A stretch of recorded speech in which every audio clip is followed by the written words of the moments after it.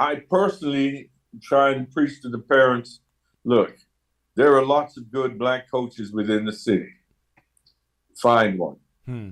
We need more of our black kids to represent from the area. There's only one high school career that you get. Once it's over, it's over. Yeah. It's far different from just going out for your club team where you think, oh, and I may get picked up. What happens if you don't? Right. At least you got your education, you represent your school. That's something when they do their reunion, they'll always remember for your school, always.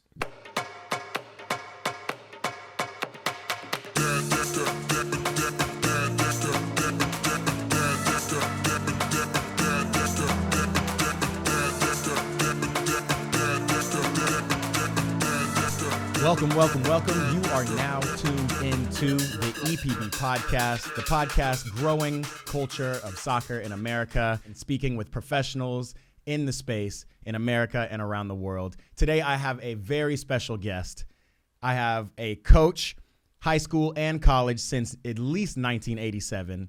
He is the chief executive officer of Spartan Wolves FC, one of the very few black-owned soccer clubs in the state of California, and became one of the early brothers who really pushed this sport along the lines in America and definitely in the state of California. Mr. Mike B. Asfall. Coach, welcome in. I appreciate you coming. Thank you. Thank you. Yeah. A long resume. We're going to get to it all. But before I get to that, I just want to say that I watched the first episode of this David Beckham documentary.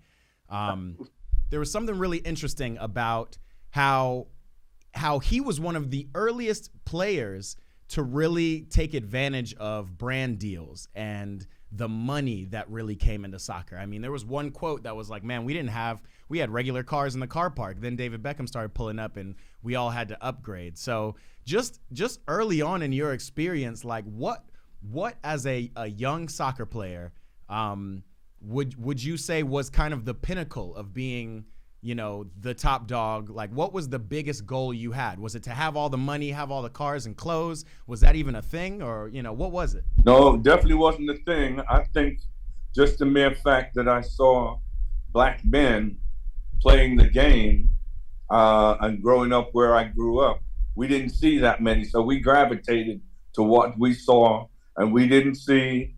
Pele was one of the big names, but in English football, you had guys like Paul Reaney, Cyril Watts, I can't even remember half these guys. Yeah. There was a lot of older men, that I saw back then. Cyril Regis was his name, sorry. That played, and we just wanted to emulate. We didn't even know how you were going to get there. You played on the little neighborhood teams or the park teams or your school teams. And that was it, Yeah. I mean, it wasn't an everyday thing that one of us would move to the next level. So give me a little bit of your background. I know you immigrated here to the States. When was that, and where were you in kind of your soccer career at that point? I was 14, coming from England, Jamaican parents. Got here, and I found out some interesting history that the NASL Aztecs and the Wolverhampton Wanderers were close. Yeah. And in that, they were so close that the owner of Wrigley's Spearmint Gum owned the Wolverhampton Wanderers and part of the NASL Aztecs. Oh, wow. Yes. So as a kid coming, when I got here, I knew a couple of the Wolverhampton Wanderers players because they were sort of our neighborhood coaches at that time. So I was given a pathway to get over to the Coliseum to see them. And, there wasn't too many other black boys or Latino at that time. So we were supposed to be the next generation until the NASL went bankrupt. Wow. And that was in my senior year of high school. Oh, that was your senior year of high school. Wow. Yeah, they went bankrupt the senior year while I was at Hamilton High School. So yeah, NASL for any of my listeners is the original MLS, I should say, the North American Soccer League, formed in late 1960s. Oh, it says right here, 1968. Went bankrupt around 1984, 1985. But had major European players playing in America at that time. So I mean, imagine this. This is the 80s. We have Pelé coming over here playing. Who else was over here? Wasn't Johan Cruyff over here? Johan Cruyff, George Best, Rodney Marsh. These were the English players that I kind of remembered. Obviously Pelé. You had Franz Beckenbauer. Yeah. That played in New York, made up the Cosmos. Yeah. It was a good, exciting time. We just didn't have the immigration transition with enough numbers to sustain it. We were playing in places like the Coliseum. And I say we because I was there sitting along a bench, waiting, knowing I wasn't ever going to get a shot. But, it was good to be there. Yeah. Were Americans playing soccer back then when you moved to the States? A few. I played in Culver City with a lot of Middle Eastern, European, Brazilian, and German kids. Yeah. It was a lot of us foreigners on the west side. And then out in the South Bay, you had some, American kids who were playing. But yeah, it wasn't a lot at that time. The immigrants, essentially, right? Yes, it was just basically, yeah. Yeah. And then how did your career progress from there? Because I know obviously you came to the States, you played soccer, but you also ran track. Yeah, it was ran a little track. Wasn't the greatest, but I did well. Did it for the Navy also. But I was like a dual sportsman. Those are my two little areas that I could gravitate to. And for me, soccer with track speed put me out there on the field. Yeah. I was able, back when it was still a lot of kick and run and outrun the slow guys. a track, somebody with some 100 meter speed can be effective on the field. Very. Yeah. Especially when they were still learning the game at that time. It made for interesting games. I played a lot of hide and go seek in the midfield. Defensive players assigned to me, and I'm sitting in the midfield, and they're not sure whether they should come across the halfway line to come and mark me or wait until I get over there, Yeah. And then, by then I may be jets turned on. When you came over, were you playing club and high school ball? Yeah, I was doing a little bit of both. Okay. I played high school, played club. I was like a traveling gigolo, You got a ball, got a game. Play anywhere. I'm trying to get there, I'm not mad at that. So before we get into how you started coaching, what was the infrastructure of soccer like coming to America, especially coming from England, where they had certain things already in place, obviously? Like, what was the difference? Did you come over here and be like, man, none of these people can play? Well, it's funny. My first coach, he was a football coach, or partially the football coach and the track coach. And he said to me one day, "Hey, England, can you play?" And I'm like, "Who can I play?"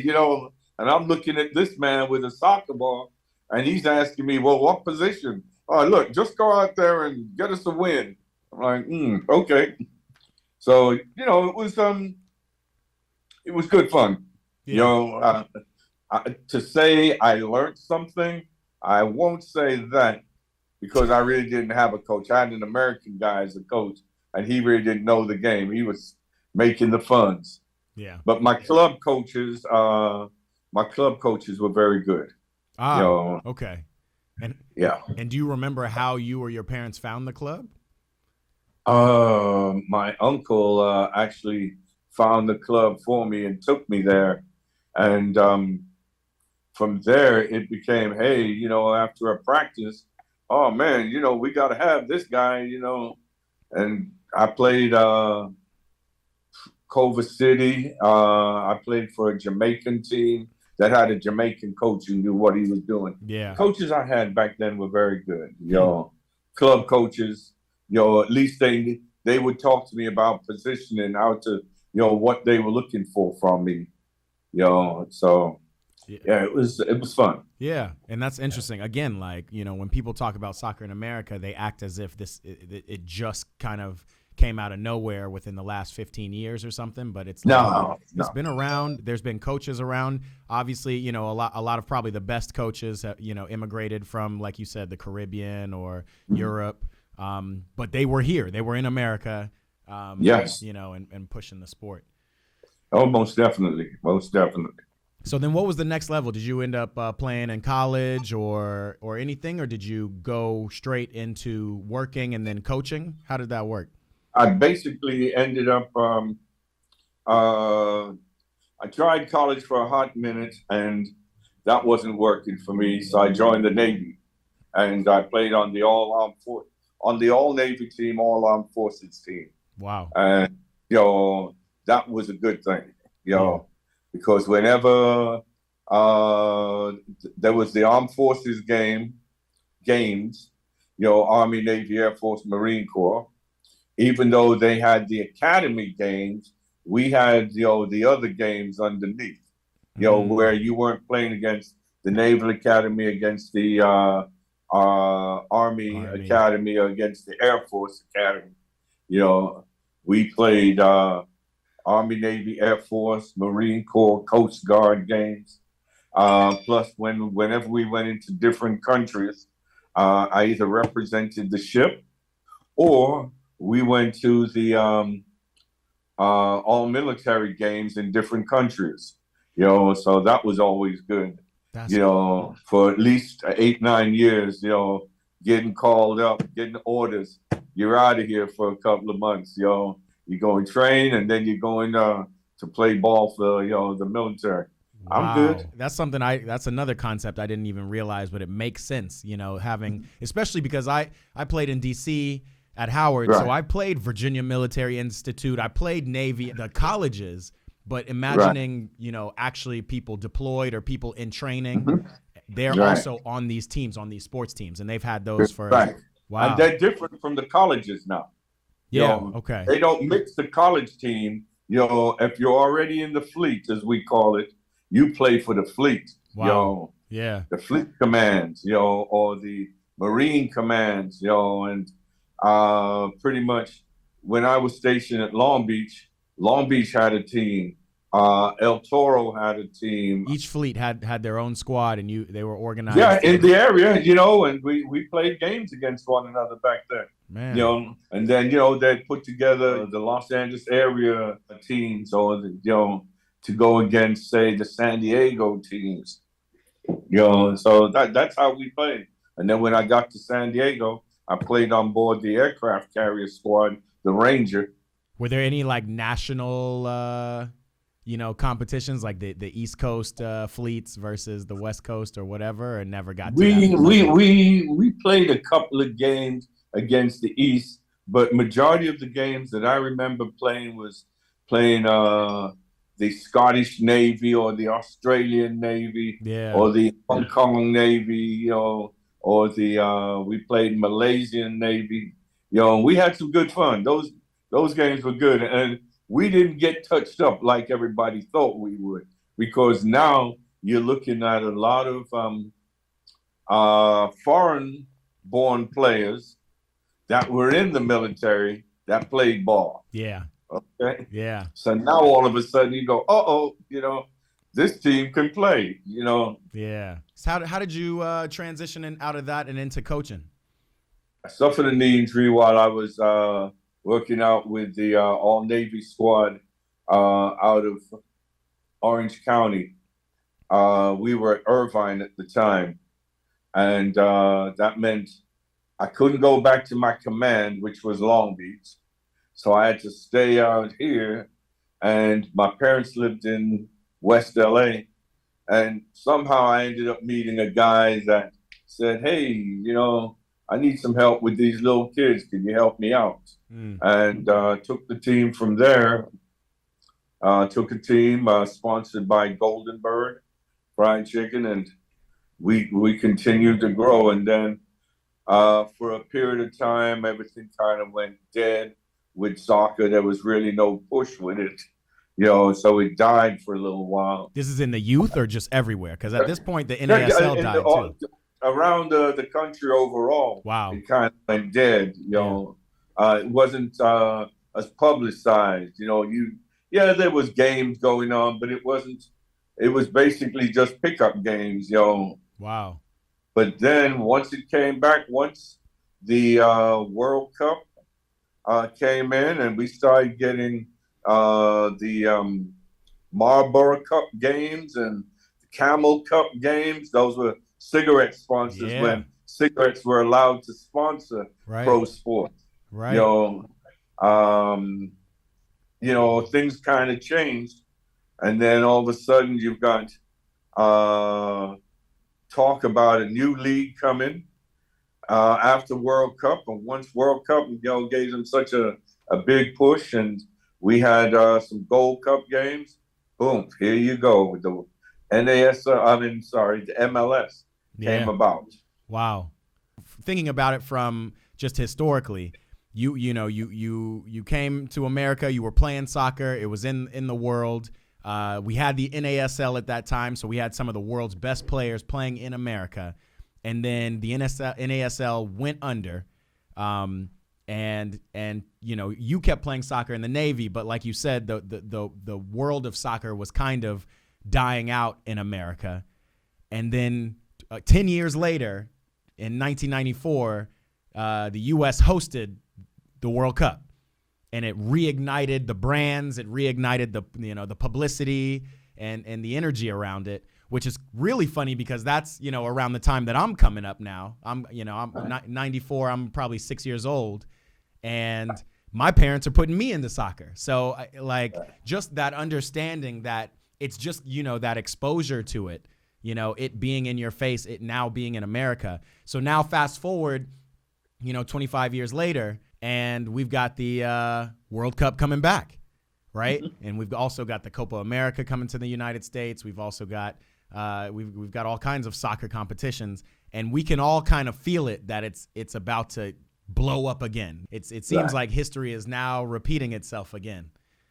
Yeah, well, I think on this go round now, because of the American business side of the sport, it will do very well because you talk about the fact that a lot of the young European, South American players are looking at this and saying, well, wait a minute, I can come to America and make good money playing here. Yeah. And get the limelight. So you're saying that it's going to come from everywhere now. Oh yeah. Because look at it, where we're at immigration wise, we've got people from all over this place. Yeah. The melting pot of folks now, it is so great. I don't think you can go through this country again and say I've never met a man from Timbuktu. There's somebody around here in LA, in San Francisco. There are people here from those countries. Yeah. So television's good. The marketing is good for this sport. This is what NFL feared. Right. The outdoor sport playing basically at the same time. They've turned this into a true family-orientated game where you see young boys, young girls going to these games with their parents. You don't see that in England or in Europe as much. Wow. When you watch the games on Saturday, Sunday, look around those stands and see how many young kids you see versus what you see here in America at LAFC or at Galaxy games. It's different, and it's interesting that you say that specifically. I was just trying to look up. I saw some stat that had the SoFi Stadium, 80,000 seater, and they hosted the Super Bowl, obviously, with the Rams last year, right? Right. And then they hosted I want to say it was the Copa America. That's what I'm looking up. Yeah. And it actually ended up being more people attending the Copa America. Yeah. And yeah. it's interesting. Yeah, I mean it's ready to blow up. Now, how do black kids get involved in this? This sport is growing and grows very well. But I think for a lot of parents, especially black parents, I think the single mothers who have seen the sport of soccer versus what they're seeing in the injuries for the young kids that are playing football.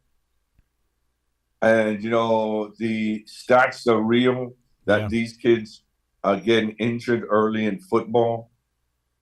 Is the thought these parents don't want to see their son, get involved in. Yeah. When you talk about these head injuries or these neck injuries, few of these mothers are, saying, who's going to take care of him when I'm gone? If this is what he's in right now in a wheelchair, who takes care of my son then?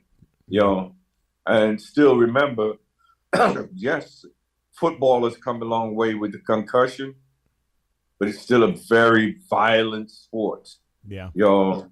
Very violent sport, And I, don't get me wrong, I do like to watch it. Yeah. But chances are not as great as in football. Absolutely. And that's it. I mean, I would say that's 100% of why my parents got me into the sport. I don't think, a lot of my friends, growing up did start playing, right? That's parents since as long as I can remember. So I would say since early in the 90s, parents would jump their kids into the sport to get them active without getting hurt. Right. And then some people stuck with it, but most didn't because it's just, frankly, not American enough, right? So we're changing that. So what in your coaching have you seen have you seen an evolution of, especially coaching in black areas, coaching black kids? Have you seen an evolution of enjoyment in the sport, or is it kind of the same? No, there's a lot of enjoyment. I've got, kids now, black kids, youth that love it. The parents love it. The fitness it, gives them. Because remember, after football season's over, their season, it's over. Yeah. There's no more tackle. You can go out there and tackle all you want. You won't have your pads and your helmet on. So as far as that goes, but as far as the soccer goes, remember, it's basically year round. Yes. You can play this game. In California, when we got beautiful weather like we've got right now, and the fields are right, whether it's turf or grass, beautiful. You can play. Can't beat it. Yeah. Yeah. Can't beat it. Are you still seeing probably on some of the most elite teams, at least this is what I've kind of noticed, I'm still seeing maybe one or two black players on some of those best teams? Yeah, which is something that I kind of have an issue with. Some of the black players, they're either, if they're not from the community, they were plucked from another community, given a scholarship and used for their speed or, their size, which is cool. But some of the kids that I know, they don't get along with that. Not that they don't get along with the players, they feel out of place. This isn't their area, especially when you're talking about being in Newport Beach, hey, power to all of those who live down there. I don't knock it. But you take a kid from out of the hood, down there to go play, and he's got to ride, you're paying his mom or somebody to go get him and pick him up and play this game. Then, he's a borrowed kid. I personally try and preach to the parents, look, there are lots of good black coaches within the city. Find one. Find a black coach that, can help you. We need more of our black kids to represent from the area. And we've got some. Gayase Zardes is one. He's from the inner city. And there's others. But we don't get looked at. in the same manner. You know, they would rather go and get a kid from from over in the Caribbean or South America, young kid, than take one of our kids that they can develop. And I also understand they're looking for instant impact, that yes, they can take this kid, he get him some games, we can sell him to a European club. I understand. But you can also do that with the black African American players, born and raised here. Born and raised here. So you're talking about some of the higher level programs, the MLS Next kind of teams that instead of looking kind of inward, instead of looking in Inglewood here in inner cities, they would rather, if they have kind of more diversity on their team, that diversity is coming from literally overseas. They're taking right. Interesting. Yep. And now, are there clubs who inner city clubs who do compete in these high level? Like, does the Spartan Wolves even have a ECNL team? No. Okay. For me, that was a money decision. We didn't have the money to go with that with the ECNL. Yeah. Plus, I think that was more ego on the individuals, that created ECNL and how it came about. But I'm just a guy sitting on the outside. They don't come and talk to us, but yet you want us to support what you're doing. Yeah. Explain that a little bit, because pay to play is probably the number one thing people talk about in the world of trying to advance soccer in America, because it's just such a backward system. But it's not the only issue, right? Or it manifests itself in different ways. It's not just that kids need to pay to be on these teams to play, but even in this example you're saying, teams need to pay to be a part of these high level leagues in order to play against the best. And some clubs might not have that ability to do that. No. So they say that it's, the best teams are playing at the ECNL level. Okay. Or MLS Next. That is true. There is a few teams there. Excuse me. But you don't get the, some of the other players, they don't get seen if they're not with one of those major clubs that's playing in there.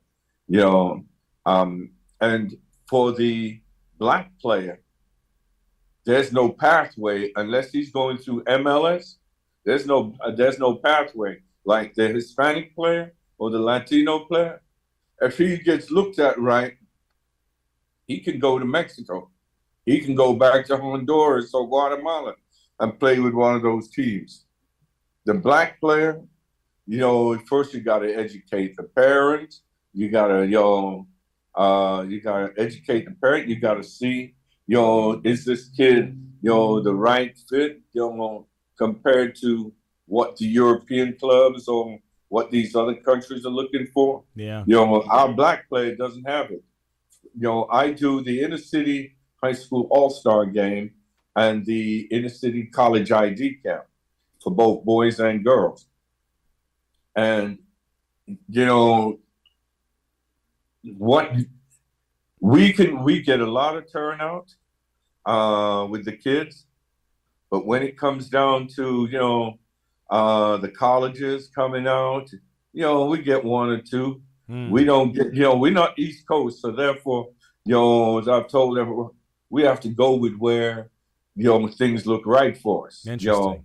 You've got to look at the Long Beaches, USC's, UCLA's, Dominguez, Northridge, Cal State, LA. You've got to look at those schools. They're the ones that are around you. Yeah. But, a lot of our black kids want to go to the historical black colleges. Yeah. Well, first of all, it's not every historical black college has a men's team, in some cases. And in some of the, in some of the other schools, they've got the women's team.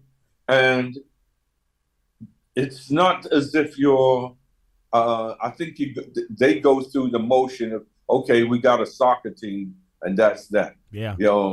They don't give it the blessing like they give. And I understand football's the money sport at all these schools. As long as you can get, people coming in the stands for these home games, for the HBCUs, that's some money coming in.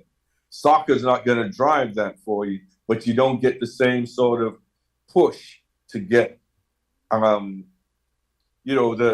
players, to come and want to attend those schools. Yeah. The scholarship, the scholarships, the way it's given out, they may have two, from what I hear. For the soccer team, I just know I've heard of horror stories. Oh, it's bad. I can tell you from my own experience. Howard University, the only black college that has a Division I soccer program, we got 9.5 scholarships, 9.5 full scholarships. Can't even field a whole team with scholarship players. Our coaches did do well with divvying up things and trying to get people in. But, when you compare that to, certain football programs that have something on the line of, 45 to 50 full scholarships for players to come play in, players who might never touch the field, it's different. And yes, that's a money thing. But, even when I think about soccer, especially college soccer, but even high school club soccer, I used to play in these regional tournaments against other regions, and Southern California was probably the best region from me growing up in the world. Not in the world, I guess in the United States. But, and then when I think about college soccer and I think about UCLA's history, UC Irvine, who I've played against, who've got a great team. Like you said, Dominguez Hills, Santa Barbara. I mean, it's almost like California and Southern California have its own, Cal even stretching up further up the coast. They've got their own. USC men's had a very powerful team until they got NCAA sanctions. Wow, I didn't realize that. Yeah, that's why there is no men's team. They gave it the kiss of death, which has been long over. But SC had their own. There's no doubt in my mind, if SC revises their soccer, you'll see the difference. Yeah, and that's Title IX, right? That's like there's not enough women's sports and money. They used that as a part of their justification as to why there is no men's team, but that wasn't it. They originally had players from the Caribbean and from the African nations that came over on those F1 visas. Yeah. And somehow paperwork wasn't done correctly. Yeah. That seems to be a recurring theme. And again, that's not even in my college experience. We had multiple players, like you said, from the Caribbean, from East Africa, North Africa, who weren't even able to play on my teams. Great players. We had a goalkeeper my freshman and sophomore year, our starting goalkeeper, who was essentially sanctioned his first 2 years because some paperwork wasn't right. And I'm not sure. I'm not sure, what the fault is, but if you have an ability as a player to come and play in the States, I don't know why they can't make that happen. What NCAA is. Is NCAA in your mind still a top, resource for kids to go and advance their careers in the game? Yeah, but they have after they come out of college, they're either hoping to go to MLS, or the NWSL, for the women. I think the college has been is a fantastic resource for players, to move to the next level, because at least you're playing X amount of games at a constantly high level. Yeah. But the NCAA themselves, are they viable? I think they're more of a bully squad, the way that they operate, to college sports. I don't think some of their justification on rulings, discipline, how the sport is played, is it's I don't think that's in the best judgment of the game. I have mixed feelings about NCAA once NIL came in. I was thinking NCAA would fall apart. You know, it would only be a matter of time.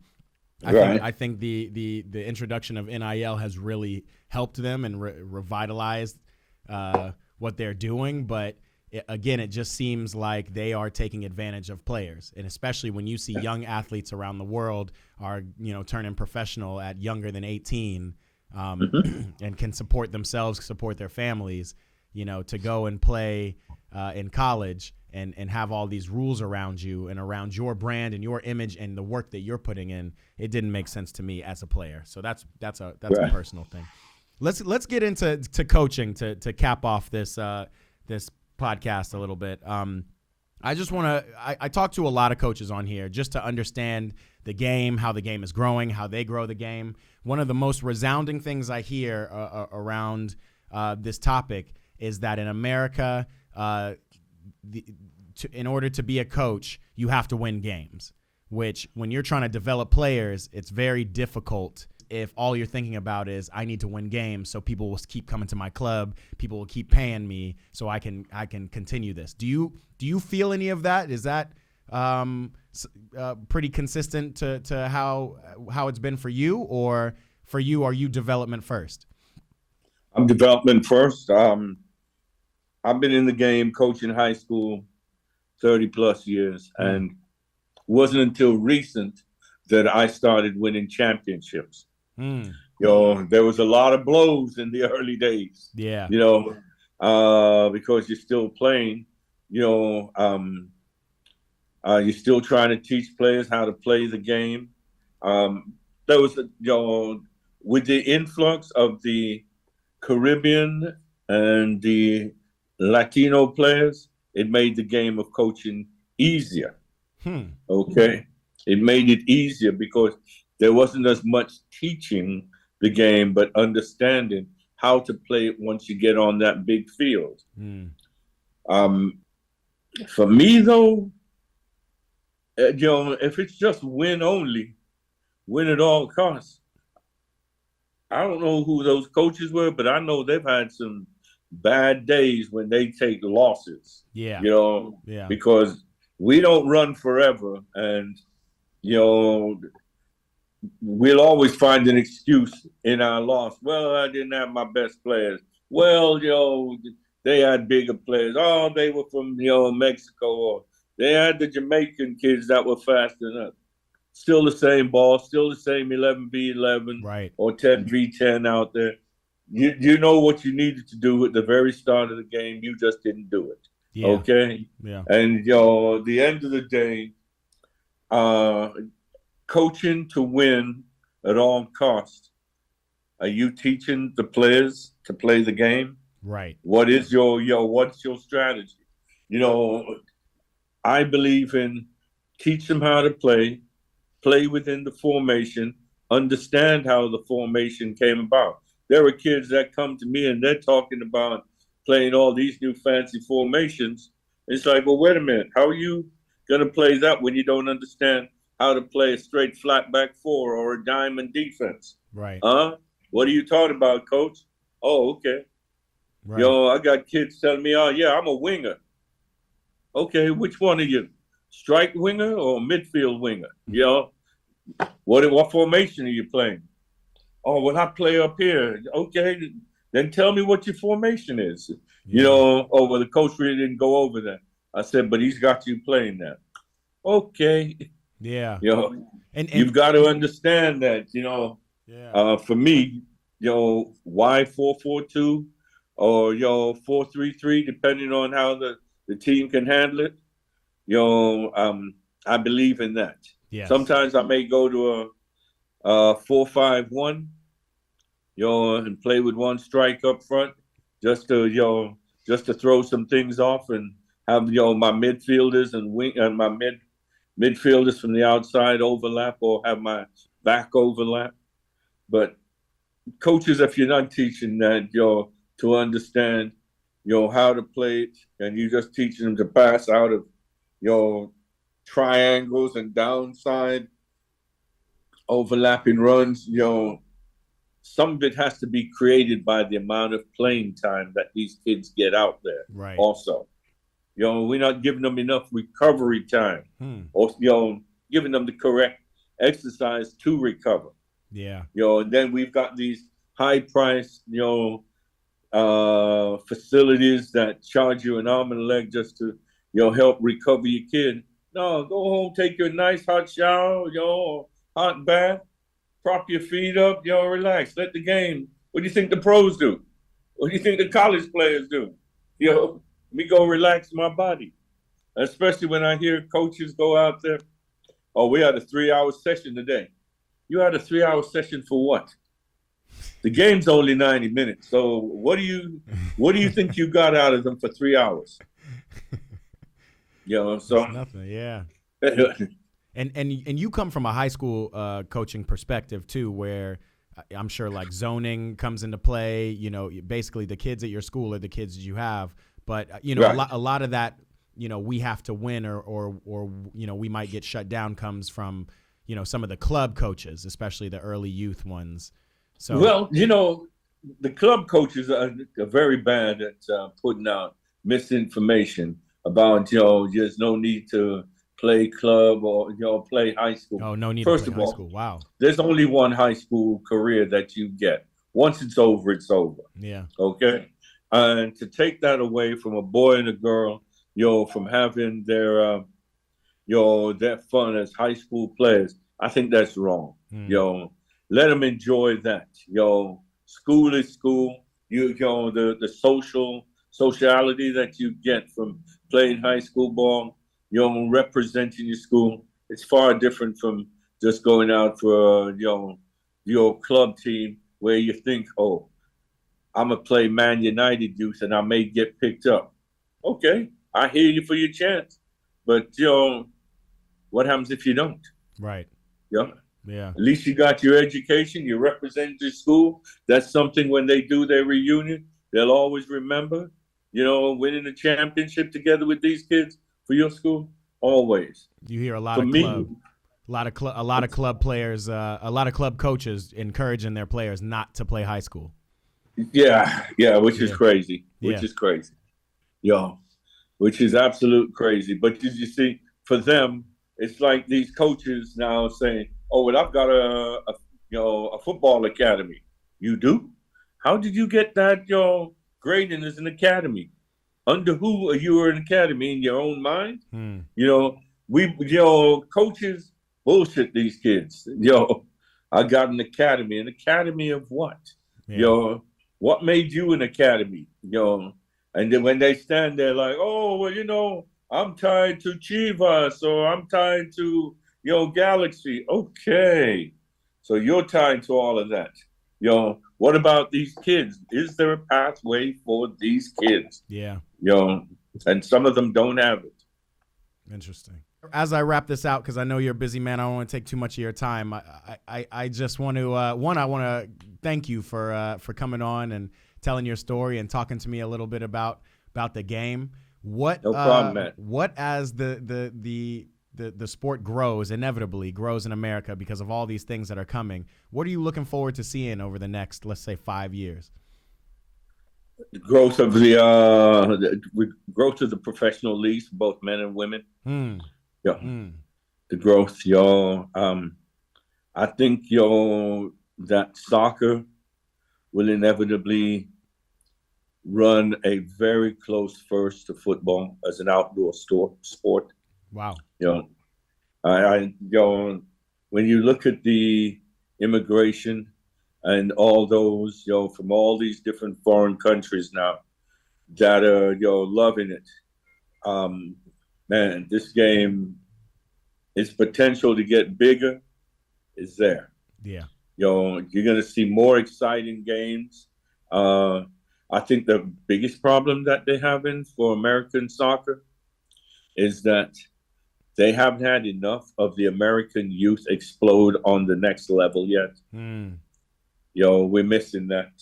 If we can get that, we'll be all right. You'll see a lot more American youth saying, hey, he came from my neighborhood. Right. I know he balls, Right.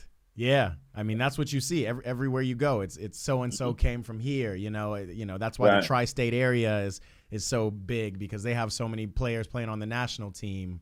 That kind of thing. So I agree with you, and you're right. It seems like the way to do that is to have players play at the professional level in these leagues, in these domestic leagues. So we have something to look up to. We have, images to emulate. More TV time, more accessibility to TV time. Yeah.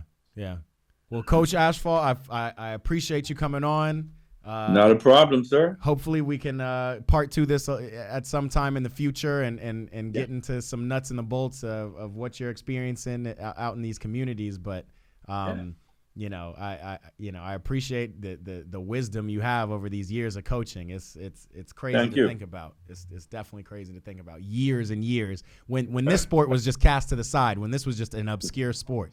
Yes. Yeah. So it's great.